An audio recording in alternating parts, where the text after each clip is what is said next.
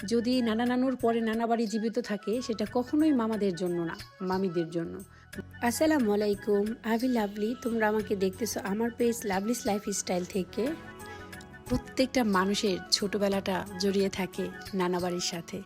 প্রত্যেকটা মানুষের ইমোশনালের জায়গা থাকে নানা বাড়ি, অনেক অনেক স্মৃতি জড়ায় থাকে নানা বাড়ির সাথে সবার। আমারও আছে, তবে সেটা বেশি আমার নানা বাড়ির থেকে আমার নানা শ্বশুর বাড়িতে। আমরা সবাই আজকে চলে আসছি আমার নানা শ্বশুর বাড়ি, মানে ছোট খালাম্মারা আর হয়েছে আমরা। আমাদের আজকে ছোট মামি দাওয়াত করেছে।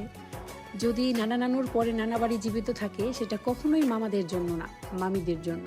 মামিরা যদি চায় তাহলেই নানা বাড়ি জীবিত থাকে, আর এটা আমি সবসময় বিশ্বাস করি। আর আমার নানা শ্বশুর বাড়িতে আমার মামা শ্বশুরদের থেকেও আমার মামি শাশুড়িরা অনেক বেশি ভালো। এটা আমি কেন বললাম? হ্যাঁ, মামা শ্বশুররা সবসময় ভালো হয়, কারণ সংসারের দায়িত্বগুলো তাদের হাতে থাকে না। যদি একটা বাড়িতে নানা নানু বেঁচে না থাকে, তারপরেও যদি ওই বাড়িতে মেয়েরা অনেক আসে, মানে বাড়ির মেয়েরা অনেক আসে, আত্মীয় স্বজনরা অনেক আসে, তাহলে বুঝে নিতে ওই বাড়ির মহিলারা মানে মামিরা এত ভালো। এর জন্যই ওই বাড়ি এখনও নানা বাড়ি হিসেবে জীবিত আছে। আর এই সুন্দর মন মানসিকতার মামি শাশুড়ি পেয়ে আমি নিজেকে অনেক ধন্য মনে করি। আমি আমার বিয়ে হয়েছে অনেক ছোট সময়, তারপর থেকে এই বাড়িতে আমি অনেক আসছি, অনেক অনেক। আর প্রত্যেকটা মামা শ্বশুর ঘরে বেড়াইছি, খাইছি। আর আজকে আসছি আমরা আমার ছোট মামি শাশুড়ির বাড়িতে। ছোট মামার বাড়িতে আমরা সবসময় আসি, অনেক অনেক বেড়াইতে আসি। তো সানজু যাওয়ার পরে আজকে ফার্স্ট টাইম আইলাম, খারাপ লাগতেছিল সানজুর জন্য, অনেক মিস করতেছিলাম। সানজু আমার ননদ, তোমরা হয়তো অনেকেই জানো, আবার অনেকে জানো না। তো আইসা অনেক কিছু খাইছি, কোল্ড ড্রিঙ্কস, জুস, আম, তারপরে ভাত খাইছি অনেক রকমের তরকারি দিয়ে। তারপরে মামি আমাদের জন্য এক হাঁড়ি ভর্তি করে গরুর মাংস রান্না করেছে আর চিতই পিঠা। এটা হয়েছে সিগনেচার ডিশ আমাদের, মানে মানুষ আসলে এটা নানা বাড়িতে হয়ই হয়। আমাদের বাসায় ওই পিঠাটা কেউ বেড়াইতে আসলে সবসময় হয়।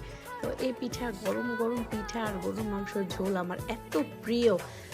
বাংলাদেশের বিভিন্ন অঞ্চলে এই চিতই পিঠা হয়, বাট এক এক জায়গায় এক এক নাম হয়। তোমাদের কোন অঞ্চলে কেমন নাম হয় অবশ্যই আমাকে কমেন্টে জানাবা। দেখো মাশাল্লাহ, পিঠাগুলো এত সুন্দর হয়েছে। আর আমি সবসময় ভিডিও মেক করি, এর জন্য মামিরা সবাই আমাকে খুব সাপোর্ট করে। আমি শুধু সারাদিন খাচ্ছি আর ঘুরছি, পরে মামি বলতেছে আচ্ছা ভিডিওর সাথে সাথে তোমার খালা শ্বশুরকে খাইতে দাও আর সবাইকে একটু খাইতে দাও।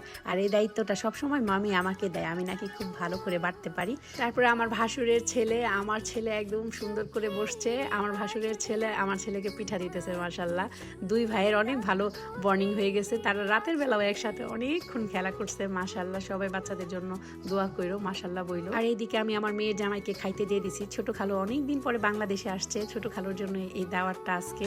খালু পিঠা খেয়ে অনেক ভালো রিভিউ দিচ্ছিল, আলহামদুলিল্লাহ। এদিকে আমি শান্তকেও খেতে দিয়ে দিছি, একদম খেয়ে বলতেছে অনেক ভালো হয়েছে। মাশাল্লাহ, সবাই খেয়ে অনেক প্রশংসা করতেছে। আর আমি বারবার চুলার পাড় থেকে গরম গরম পিঠা নিয়ে যাচ্ছি মামির এখানে এসে, আর সবাইকে খাইতে দিচ্ছি। ছেলেরা খেয়ে উঠে যাওয়ার পরে আমরা সবাই বসে গেছি মেয়েরা খাওয়ার জন্য। সবাই আমরা মাঝখানে আরো কয়েকজনকে খাওয়াইছি আমি। আর তারপরে আমি দুষ্টামি করতেছিলাম খালুর জুতা পরে। তারপর আমার দেবর আসছে, আমার মেয়ে আসছে, স্কুল থেকে নিয়ে আসছে আমার মেয়েকে। আমার দেবর খাওয়া দাওয়া করে এক গাড়ি ভরে নিয়ে গেল, কারণ আব্বা আম্মা মানে আমার শ্বশুর শাশুড়ি আসে নাই, তারা একটু অসুস্থ। তারপরে শেষ পাতে ছিল আমাদের জন্য দোহারের সব থেকে অথেন্টিক দই। দোহারের মতো এত ভালো দই সারা বাংলাদেশে কোথাও পাওয়া যায় না। অনেকেই আমার এই ভিডিও করার পরে আমাকে টেক্সট দিয়েছে পার্সোনালভাবে যে আপু মুন্সিগঞ্জেও পাওয়া যায়, নবাবগঞ্জেও পাওয়া যায়। হ্যাঁ, দোহার, নবগঞ্জ, মুন্সিগঞ্জ আমরা একই। আলহামদুলিল্লাহ, এত মজা ছিল দইটা। আমি উঠাইতেছি আর এদিকে আমার ননদ ওই উপরের ক্রিমটা খেয়ে ফেলতেছে।